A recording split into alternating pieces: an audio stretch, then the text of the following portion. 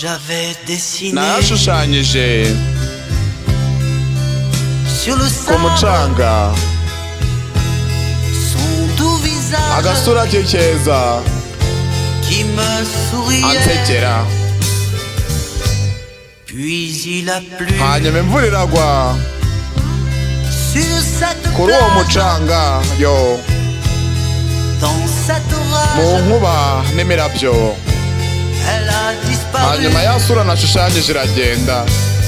et j'ai crié, ndasakuza crié ndasakuza Aline Aline pour qu'elle kugira revienne. ngo agaruke. Et j'ai pleuré, hanyuma ndarira ndarira où j'avais ayiwe trop de ndi peine. kubabara cyane. Je me suis assis hanyuma ndicara auprès de son âme, iruhande rwaho nari mais namushushanyije. la belle dame wa mugore nakunze s'était enfuie. yigendeye. Je l'ai cherché ndamushakisha sans plus y ntazi ko croire ndibwizere ntizeye ko et sans un nta espoir n'icyizere na gike pour me guider. cyo kunyereka aho ari.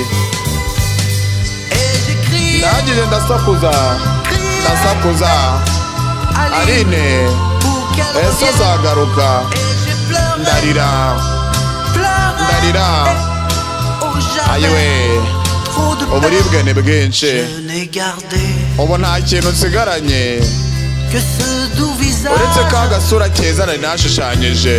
comme une épave kamwe kagiye sur le sable mouillé. igihe ubu umucanga wari ukonje utose. Et j'ai crié, hanyuma ndasakuza crié ndasakuza Aline Aline pour qu'elle revienne. uzagaruka ryari. Et j'ai pleuré, birangira ndize pleuré, ndarira oh ayiwe j'avais mfite uburibwe bwinshi. et j'ai crié, ndasakuza crié ndasakuza Aline Aline pour qu'elle uzagaruka revienne. ryari. Et j'ai pleuré, nyuma yaho ndarira pleuré, ndarira oh j'avais ubu buribwe trop de ni peine. bwinshi.